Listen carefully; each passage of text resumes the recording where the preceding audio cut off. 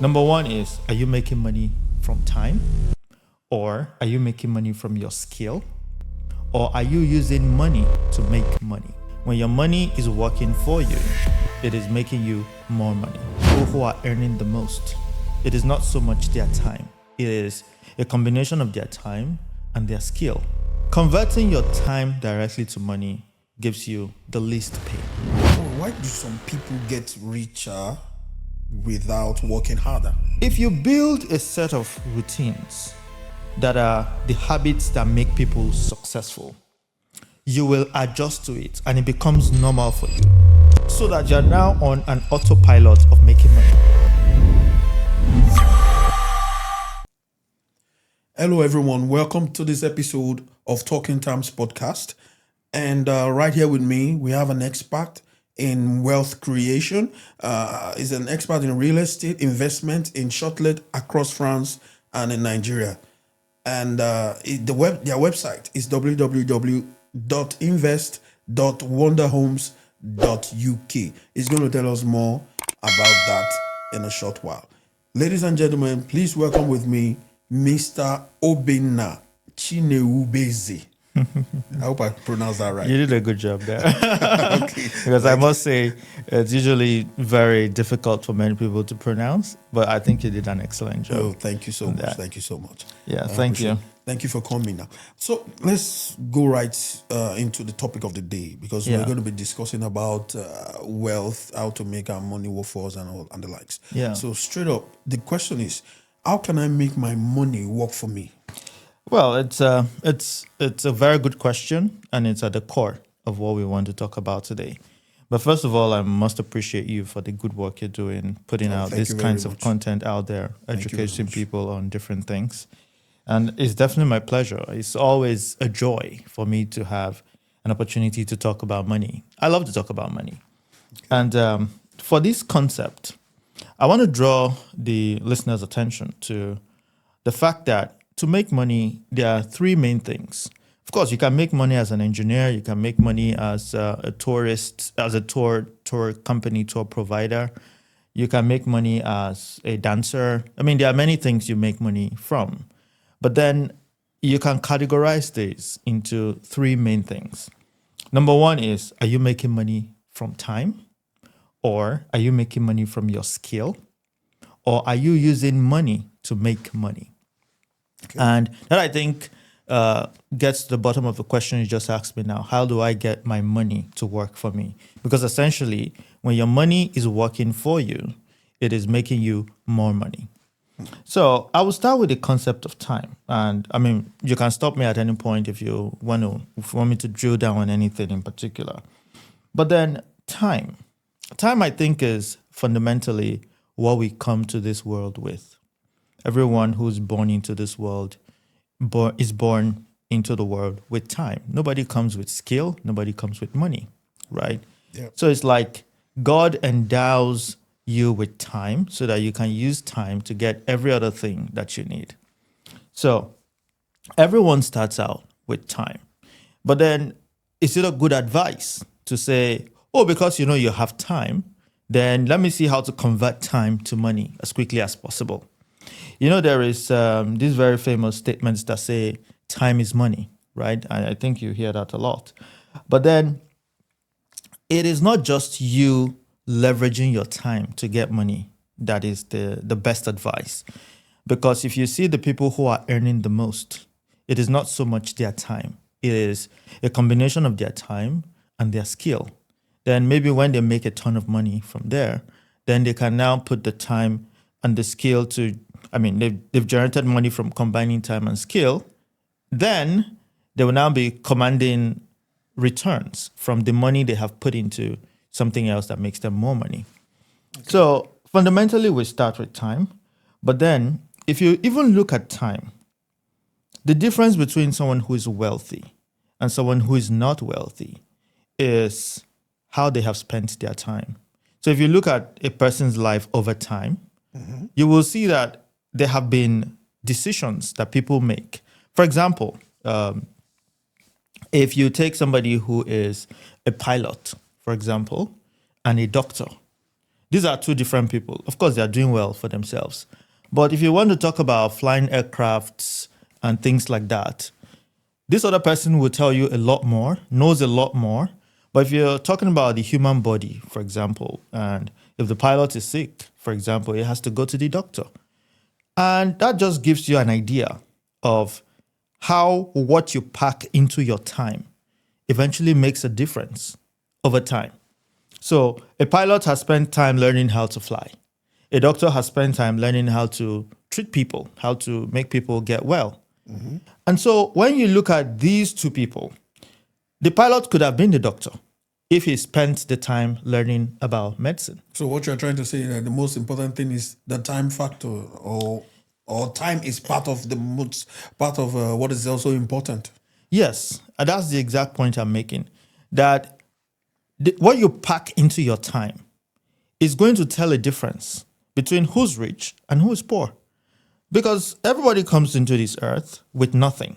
So if somebody ends up 30 years down the line extremely wealthy, and somebody ends up 30 years down the line not wealthy, it's because somebody has packed in some things into their time deliberately that has turned them into what they are, versus the other person who has not been that deliberate about it. And of course, I'm dwelling a lot on this concept of time because when you talk to successful people, you know that they're usually very busy. Like they don't joke with their time. Yes. And that's because they have understood the importance of time. Yeah. So now, would it now be the best advice to say, oh, because you can convert time to money, then let me look for how to turn my time to money? Well, that's not the best advice. And that's why that triangle has three parts. There's the time part, there's the skill part, and then there's the money part. Converting your time directly to money gives you the least pay. For real? Yeah, it gives you the least pay. Well, tell me more. If you look at people who just use their time to get money, you see that all they do is just time to money, no skill. That's what is called unskilled labor. So you don't need any skill to do that. Oh, bring sand from point A to point B. Carry stone from ground floor to first floor. All you need is just that you're healthy and you can deliver on that. That doesn't pay as much, even though they work hard. That's because all they have brought to the table is time. But then, if you were to think of somebody else who has some skill, for example, in the same example I gave you, bring this stone from point A to point B. I'm assuming there's a construction work going on, right? There's an architect there. The architect is using his time quite all right, but then he's also bringing a skill to the table. Yeah. Okay. So it's not just time now. It's time and skill. And that is paid. The architect definitely is the one who's paying the other people who are just bringing only their time to the table. And so that's a different level. And at that level, this architect is earning because he has skill and then he has time. And then he brings that together and he's paid a lot more.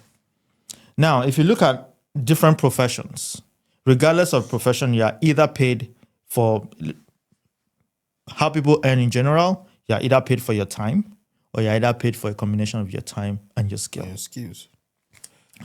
Okay. Then the last one. Okay, you have a question? Yeah. I just want to ask, why do some people get richer without working harder? Good question. Why do some people get richer without working harder? Good. It's more like working. People say, work smart. Don't work hard. Work smart. Yeah.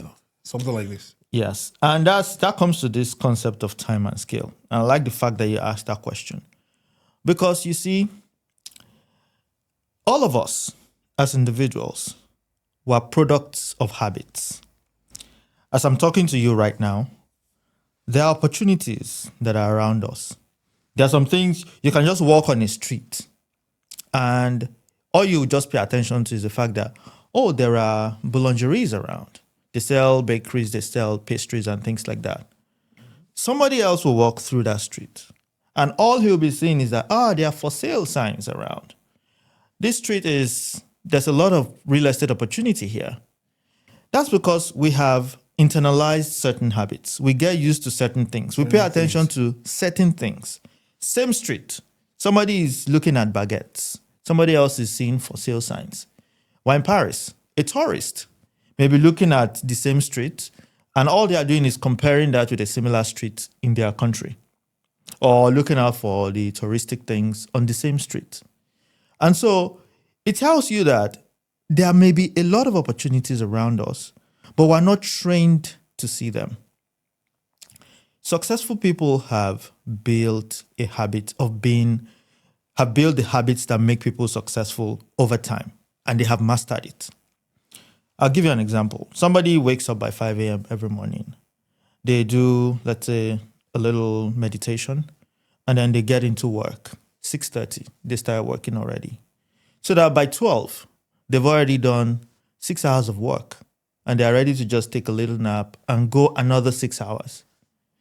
You know that as human beings, our body is able to adjust to things. Before I came to France, I was living in a country where the climate was warm. But then now I'm here. If you carry me right now, because it's extremely cold now, if you carry me to, let's say, a warm country like Singapore, I'll be feeling extreme heat because my body has been conditioned to get used to this cold weather here. Okay. I'll be feeling extreme heat because it's a change. And that's how it is for people who are getting richer. They have built a habit. They have built a lifestyle that is used to getting rich. You know that the things that rich people like to do, and the things that the things that poor people don't like to do, are the same things that rich people don't like to do, except that the rich people get to do it anyway, and they now get used to it. If you lift weights, right? You lift weights. At the start, it will feel very difficult. But after a while, your muscles adjust to that, and you pull the same weights, and you feel very comfortable.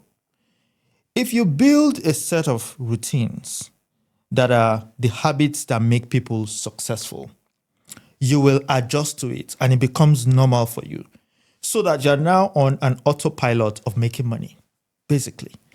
Unlike if you build a routine that is counterproductive, you also get used to it, and then now becomes a life that goes downhill. That's why some people, with little effort, they command more money, because perhaps they have built a routine where they have to study about finance, they have to study about business and things like that, so that when they see an investment deal, they spot it immediately. Or maybe when they walk the streets, they already know that, in the news, there's something like this going on in Paris, and property prices here might jump in the next 3 months. So they buy immediately. Something like that. They have tuned their mind, having acquired skill in, let's say, finance. And then they can already spot things. So they do very simple things. They make a lot of money. But then for the other people who are not making that much money, it's hard for them to break off that habit and start acquiring these new habits. Okay, good. That will take me to this question that is, how much is actually, because let's get real now. Let's get more practical now. Yeah. How much is enough of money to invest? For example, I want to invest, and there might be some people out there, they really want to invest in something, but they don't know if what they have is enough money to invest. Yeah. So how much is enough money to invest actually? I wouldn't say there is a level of money that I would say is enough. I would say it starts with a mindset. So if you already have agreed that I want to invest, okay, you may not be able to find an investment that can take your money immediately, because, investments also come in different sizes. Yeah. If you have, let's say, €5, for example, you might be able to buy something. You might be able to buy, let's say, S&P 500. And I can get to that in a bit when we start talking about how to use your money to make more money. Mm-hmm. But you can buy, let's say, S&P 500, because I'll give you an example. I use Revolut, and Revolut has, on the app, there's a way you can invest your money. And you just need to move it from your main account to an investment account, and then you can buy stocks of, any of the companies that are listed there. So I would say that it starts with you understanding that you want to invest for a start, and then depending on what you want to buy, you may need to save. But then there's a variety. I just gave you this example now.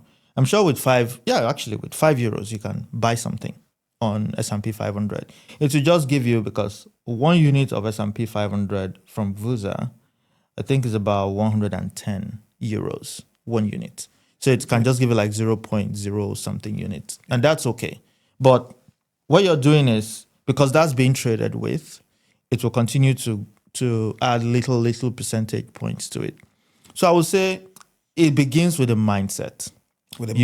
Yes, it begins with the mindset that I want to invest, and you now want to discipline yourself to save. So that's a big word, discipline. Discipline. One must be disciplined to actually get 1 or 2 out of your investment. Yeah, I do agree 100%. It takes a lot of discipline. And that's why people who win lottery money, imagine somebody who's living on, let's say, €20,000 a year, suddenly wins €500,000. Would you think that that person should ever have a reason to be broke again? No, for sure. Because if the person just says, okay, fine, I've won €500,000 in this lottery, right? And you take €500,000, put in an investment that gives you, even if it's 10%, what that means is that every year you'll be getting €50,000, more than what you were spending before you got the lottery money, 20,000. Which means that essentially, if you maintain the same lifestyle, you'll be saving €30,000 every year. But what happens with money is that, you see, somebody said, you either rise to the level of your goals or you fall to the level of your systems. So I want to change that a little bit. You either rise to the level of your financial goals or you fall to the level of your financial habits. Because when somebody makes a lot of money, your brain just starts getting excited. Then you start seeing new cars. Yeah, that usually happens a lot. You start seeing new cars, you want to buy this. You start checking out the normal wristwatch you've been using for the last 2 years, and you're thinking, oh, I need to change that. Yeah. And then your house that you've been very happy, you need to upgrade. You've been very comfortable in the house. It's nice, But then you start looking at other parts. Maybe we need to buy something on the mountain. Maybe we need to, and then you buy a bigger house. And then you buy a bigger car. New appliances, and all of these things introduce new streams of expenses. Of course, if you are driving, let's say, a normal, small Peugeot car that just costs you €200 to maintain every month, and you're happy with that.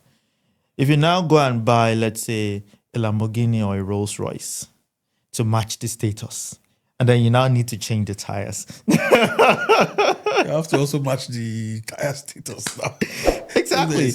That's a whole new level of expense. Yeah.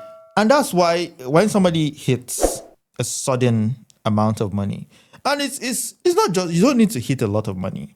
Just let's say your company pays you, twice your salary because it's Christmas bonus. Oh, and it's good. We're talking about this in Christmas, right?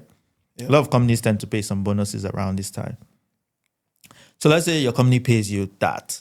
That's why you start having ideas that, let me change this, let me change that. So that word you said, discipline, is crucial. Very crucial. Because without it, as money comes, you just get ideas. It just goes. Yeah. And that brings me to this concept that I first read about in this book called The Richest Man in Babylon. That concept is the concept of paying yourself first. Paying yourself first. I mean, if you're hearing that concept for the first time, you say, oh yeah, all the money is mine. So what do you mean pay yourself first?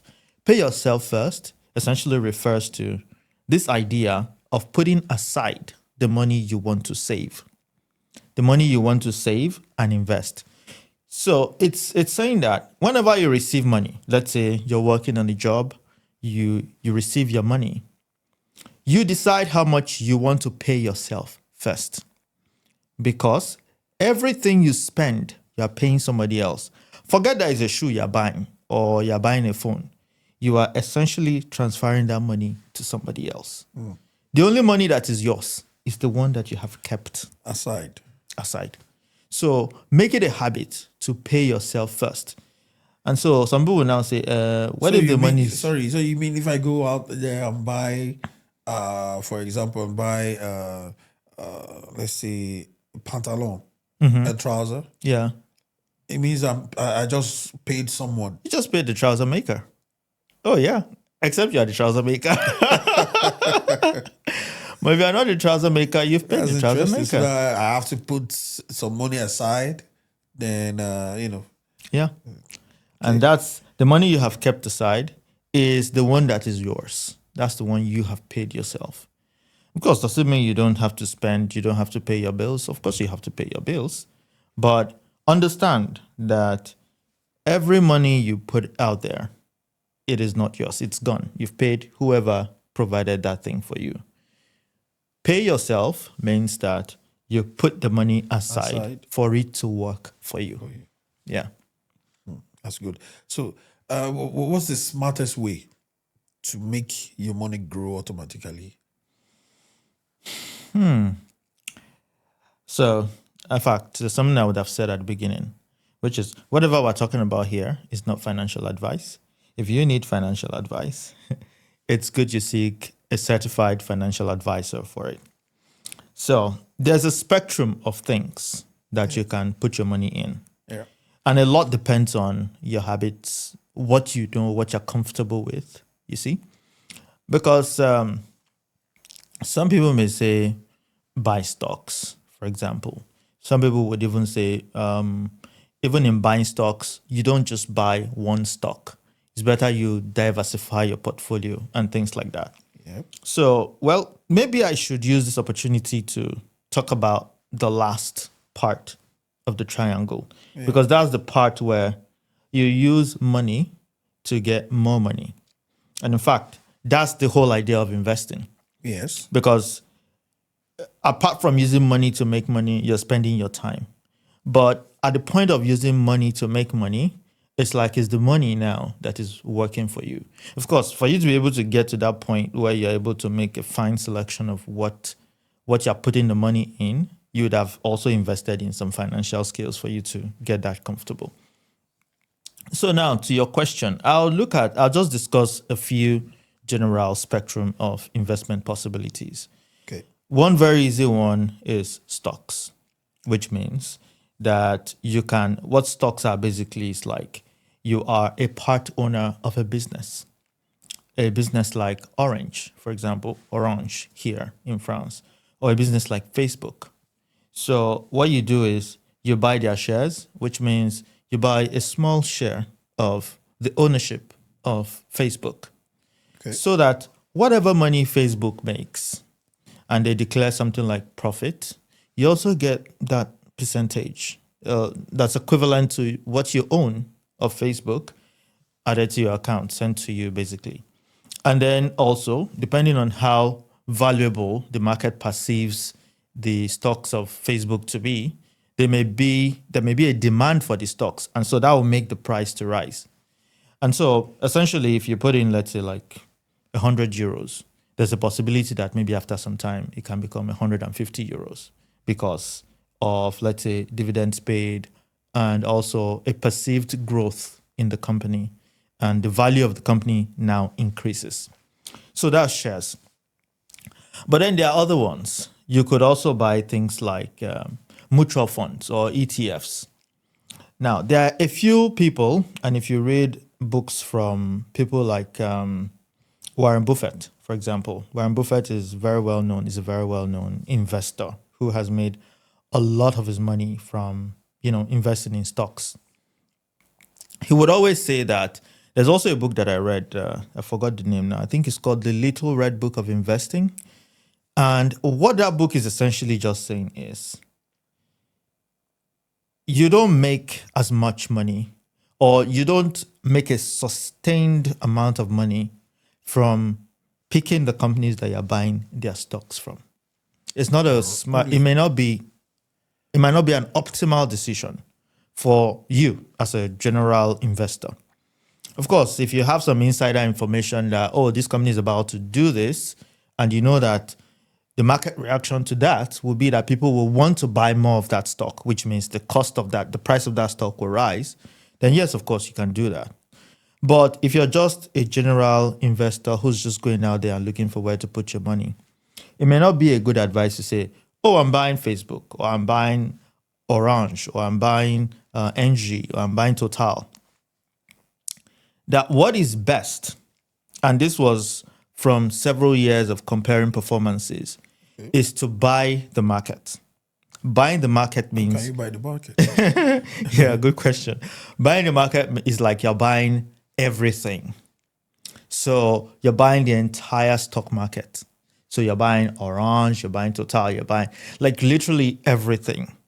So the way ETFs... what's the full meaning of ETFs again? Trust fund?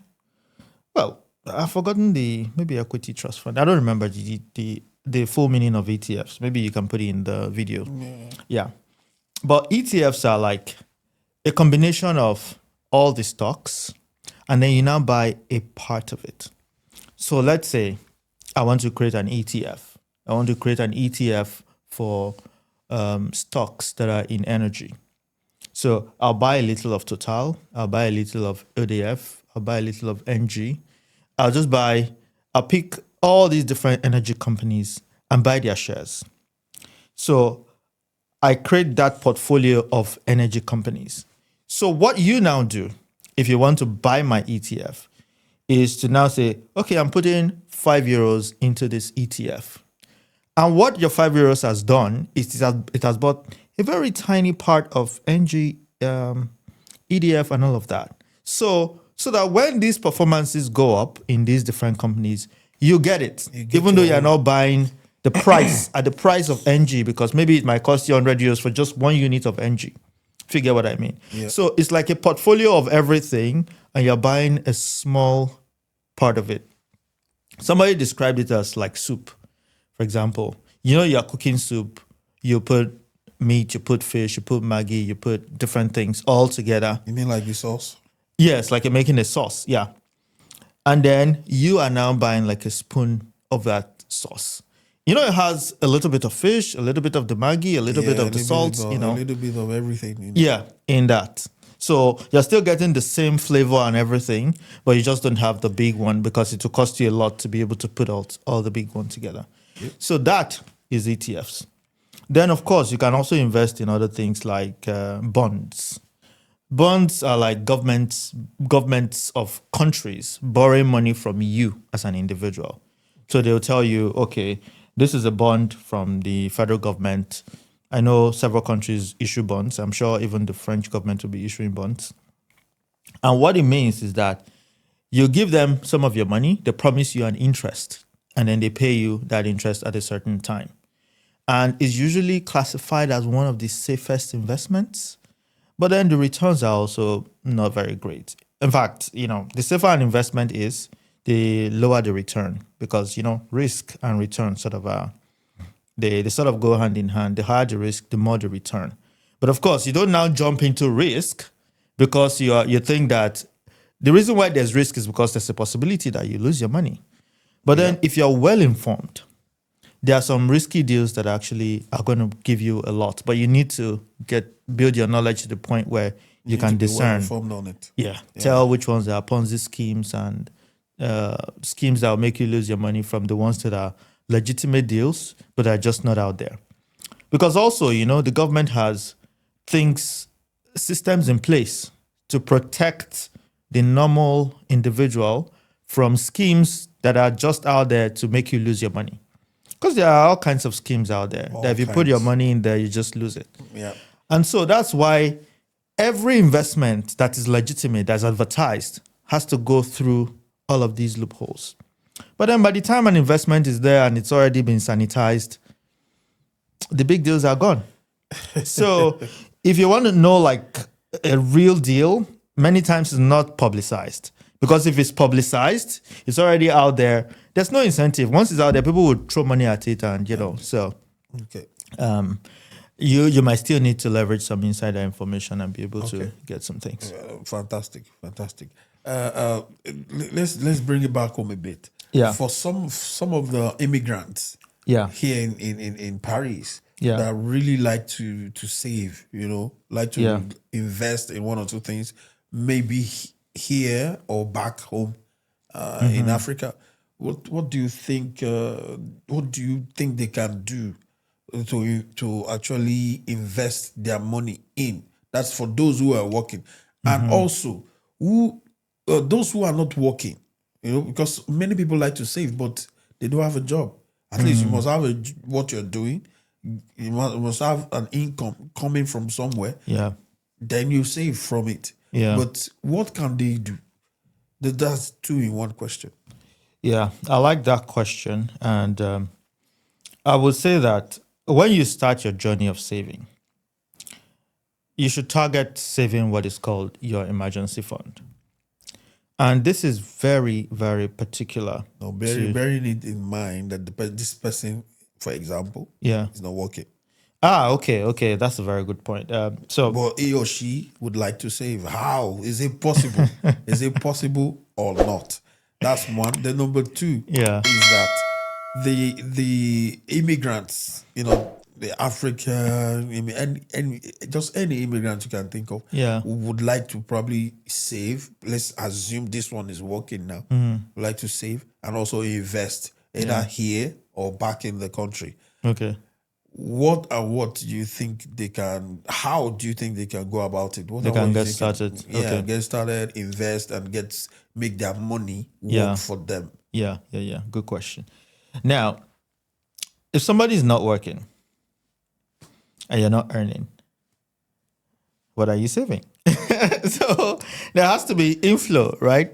For you to say, okay, I'm now saving a part of it.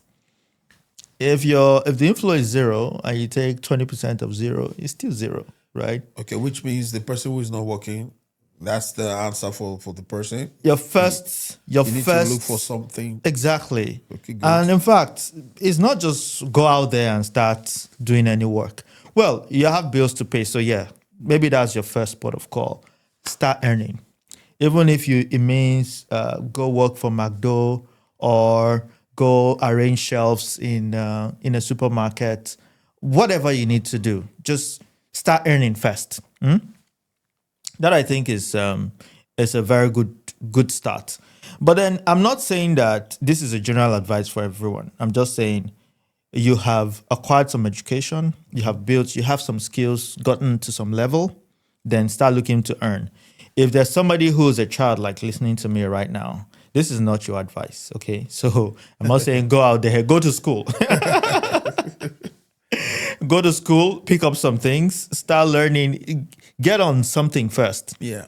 Before you now jump out there to start making money. Because if you start making money with nothing, no skill, you'll just be paid at the very barest minimum of those who are just using their strength to work. And that's not the sweet spot to be. The sweet spot is where you have acquired some skill, especially rare skills.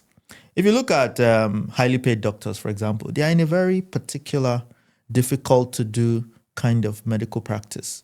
And so once they spend their 1 hour, if they say it's $10,000, you pay. Because you can't find somebody like them. And maybe what they are working on is a life and death kind of situation. So if you don't pay them well, you're at the risk of losing your life. And I don't know how much you want to pay for your life. And so the more difficult, specialized, the kind of skill you have, the more likely you can earn from it. But for someone who, okay, let's say you have something, you think you have some basic education, but then you want to start saving, your first step is to start earning. So, and I don't even know how you can even survive in a country like this, except maybe you rely on government, but, well, you have to just go out there and start earning. Yes. Okay. This question is, for example, I'm here. Yeah. I'm an immigrant. Yeah. For example, I'm an immigrant. Sorry. I'm making. Yeah. Okay. Before we leave that concept, I wanted to just say something. Okay, go ahead. The world we're in right now is a world in which you don't necessarily need to find a regular job for you to have something going. You know that with the internet now, you can be working for somebody in the US and you just have your skill listed on, let's say, Upwork or something. Or you're here in Paris. You can put up a product, let's say, on TripAdvisor because it's a very touristic community and just put up something to show people around. There are many creative ways you can actually start earning something. And that's the point I'm trying to make, that the world has opened up in such a way that you can literally be working for anybody anywhere. The opportunities to earn are out there. So find something that works for you and start. At the very least, you have time to make money. So if you're not finding somebody who's willing to pay you for the time, then at least be spending that time building yourself. Maybe learning about the city so that you can talk about it, or preparing some material, or taking a course online so that you're able to have something to deliver. So let me hear your question. Sorry about it. I just wanted to put that out there before we leave that I really concept. appreciate that. Yeah. Thank you very much. For someone who is earning in euros, Yeah. and his country is, for example, Nigeria, Yeah. what do you think that person can invest in and, spike up the interest, the money can grow fast, you know what I mean? So what do you think that kind of person it's a Nigerian, but living here in Paris. Yeah. But the person wants to invest. What do you think the person can do? So first of all, what business do you think the person is? In real estate? Is it just give us some insights. So I want us to take our minds away from this idea of spiking up the thing. There's something called compounding. Okay. Compounding means you put in something, it looks like it's not growing, it looks like it's not changing, but then you leave it there. And then after some time, it starts to grow. I did a little simulation when you told me about this talk. And if I recall correctly, 50 euros 100 years ago, now 50 euros, you can spend 50 euros in a month. Yeah. So it's like if you kept 50 euros 100 years ago, I don't remember correctly. If you had invested that 50 euros in something that just gave you maybe like 7% per year, today you'd be like 2 million upwards. I don't remember exactly the numbers, but we can run a simulation and you see it. And that's the effect of compounding. Imagine somebody who spends the 50 euros. They won't even know they have spent 2 million euros in 100 years to come. And that's the kind of mindset that people should have about investing. One of the richest men in the world at some point in the past, Warren Buffett, always says this, that 3 things that made him rich is his country, some potential lucky genes, but more importantly, compound interest. Because he started saving money and investing in stocks from very early on. But then he didn't touch them. He just left them. And then over time, they grew. The way compounding works is, it looks like it's not going anywhere. Mm-hmm. But then it now spikes. Because let's say you get 10% this year.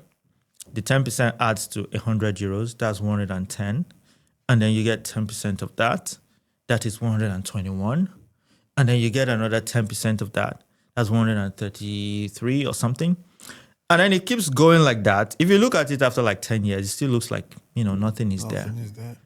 But by year 15, you start seeing that it's growing. And that's one of the things that I think investors need to be aware of. There's no investment, none, even if it's crypto. The people who make money on crypto make it from having left the thing for a long time. Yeah. Because some people will just buy like some tokens and then after I'm not an expert in crypto, so I'm not in any way suggesting that. But if you look at the crypto charts, you see that a few cryptos that are, there's all kinds of schemes out there. So don't take my word for it. If you don't know anything about it, don't go there. But if you just take Bitcoin, the most famous crypto, for example, it started with, I think there was even a story that somebody gave somebody their crypto for lunch, And that is what 1 unit of that is worth 90 something thousand dollars today. Wow. That's because, some people who believed in it left it, and it's been growing over time. If we're even talking about real estate, it's said that statistically real estates will double in value after about 7 to 10 years, which means that the real value in real estate is when you leave it for some time. So if you buy a property now, let's say you buy a 2PS for 150,000 euros, and you just start collecting your rent on it, and let's say you're just taking the rent and you're keeping it. The big value will come, let's say about 10 years, when that same property is going for 350 euros. And that's what makes it a very good something to hold for a very long time. And in fact, in France, the longer you hold your property, the less tax you pay by the time you dispose of it. In fact, I was speaking to an accountant. He said that after 30 years, you don't pay any taxes, capital gains tax on the property again, because you've held it for long. For a longer time. Yeah. So for a Nigerian or an African in Europe look for something to invest in, I would say first start by saving. Save some of the money, enough for you to have what is called an emergency fund. The reason why that's important is because if you hit an emergency situation, you'll be forced to go and sell your investment. And if it's not a good time to sell, let's say you bought some stocks and the stocks has nosedived, then you now sell it at a lower price than you bought it because you're under pressure. But if you have, let's say, your emergency fund in place, then you will now start putting money in different things. And I would say for a simple way to start, what I do is I have my Revolut, I bank with Revolut, and just on the app, I don't know how many banks have that very easy feature for you to just buy a stock. You can use your mic. Okay. Yeah, sorry. I don't know how many bank apps have that very easy feature for you to just buy a stock. So you can just look at the invest part. You see it there, invest. Just go there. You see all the things that they have. You see all the kinds of stocks that are there. And make it a habit. If, let's say, you earn 1,500 euros. And by the way, if you need a rule of thumb for how much you should be saving, I would say you should do 20%. 20%. 20%, yeah. And, well, I mean, I believe I'm a Christian, okay? And I hope you're sure it's okay with you guys on the show. Yeah. I'm a Christian, and I like to take financial principles from the Bible. This 20% is actually from the Bible. Really? And that's the story of Joseph. You see, Joseph, when there was going to be a famine, and God revealed that to Pharaoh the king, then he told Pharaoh the king that look for somebody who's wise, who can administer your affairs. Because you're going to be having 7 years of plenty, after which there will now be 7 years of famine. And the simple principle Joseph deployed was 20%. So all the things that you made for that year, you put 20% aside and use that to invest again. In their case, it was crops. So you plant the 20% in addition to what you were planting. And they had so much that not only were they able to take care of themselves, but they were also able to take care of all the neighboring countries around them. Yeah. So 20% is a good rule of thumb if you want to find something to save. But then the question will now be, the money is not even enough for me to cover my own expenses. So where do I even get the 20% to put aside?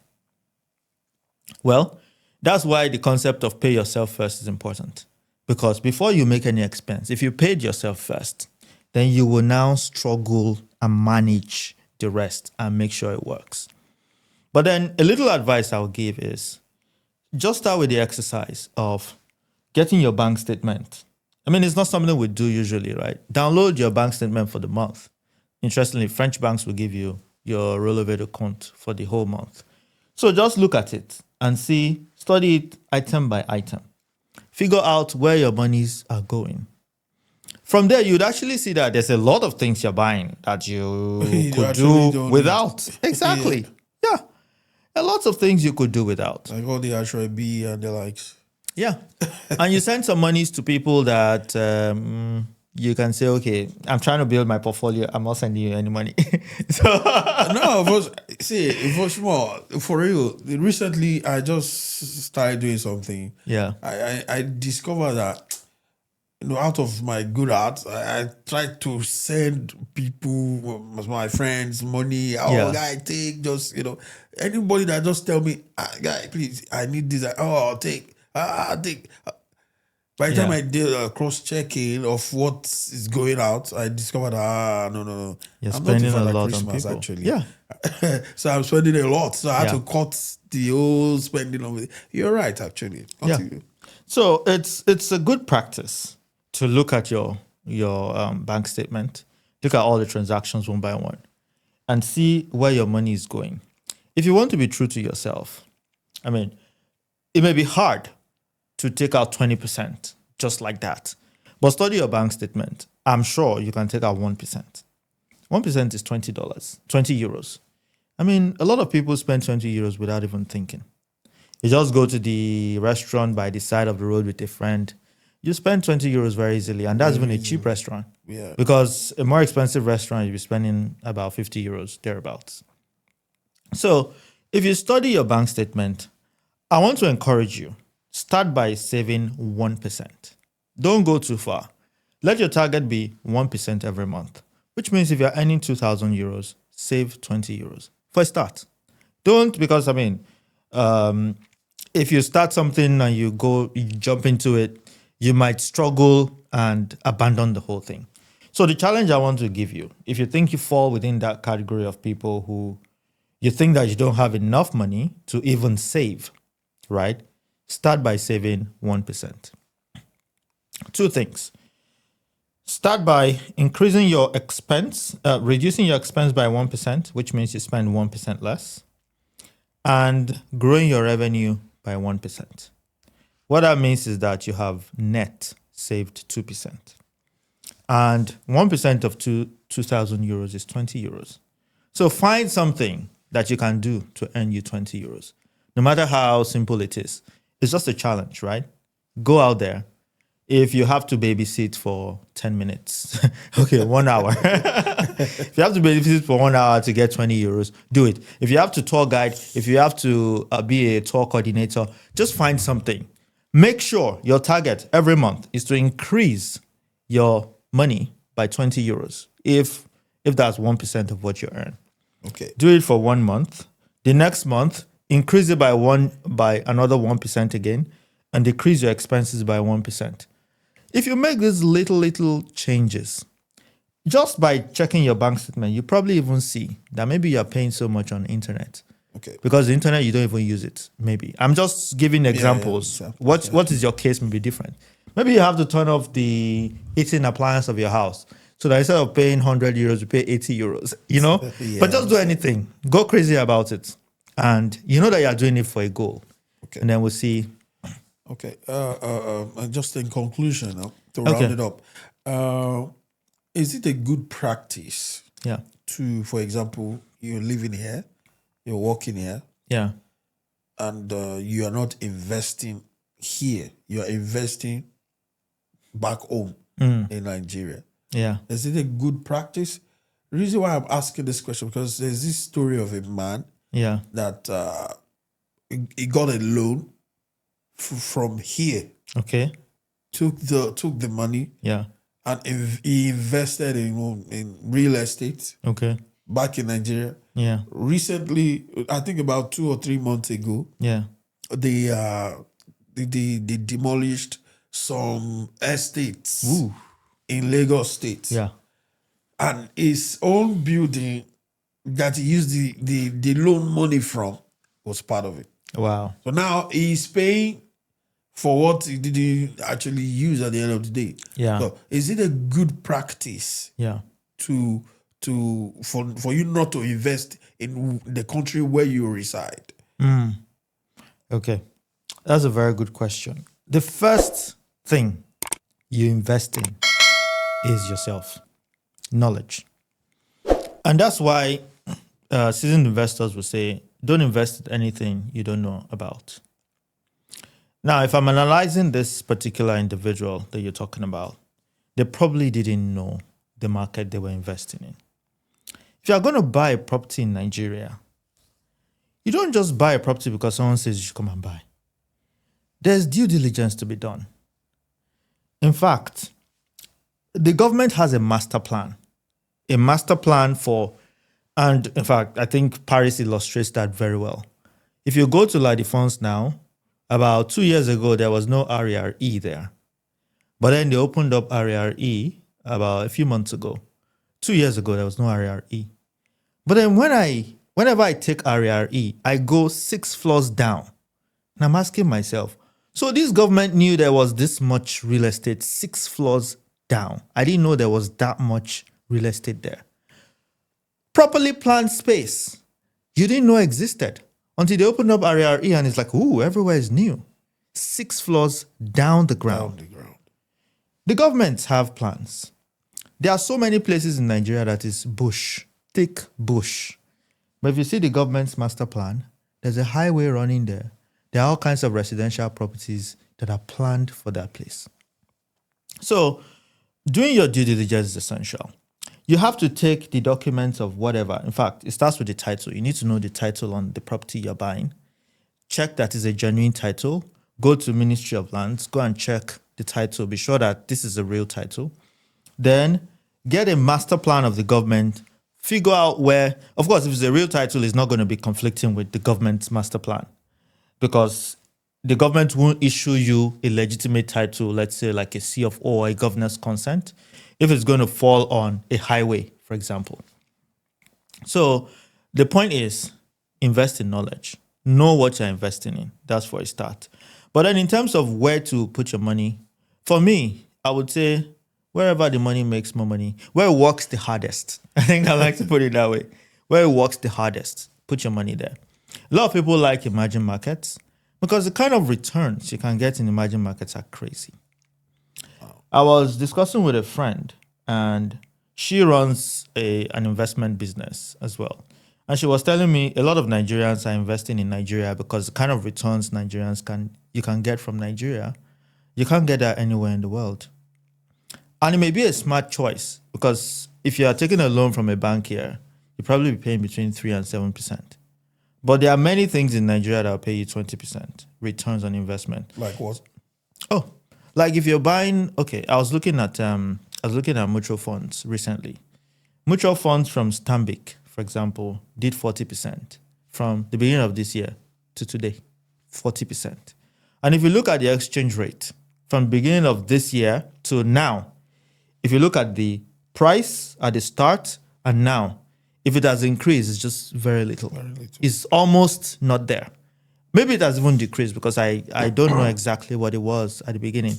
But it has been fairly stable, which means that if you had euros and you took it to Naira and invested in something in Naira, you could return that Naira to euros and be walking away with some nice 20 plus percentage points, percentage profit. So I was talking about Stanbic. Stanbic was about 40% up. GT Bank's mutual funds was about that same range, like 30-something percent. Like staggering numbers that you won't get in Europe. If you get 3%, you're doing well. If there are I was looking at some property advertisements, and they are telling you get 5%, and they're like making it look like, oh, fantastic return on investment. If you go to Nigeria, it's more than I was pitching some investment to some of my friends, and they're saying, yeah, promising 17%.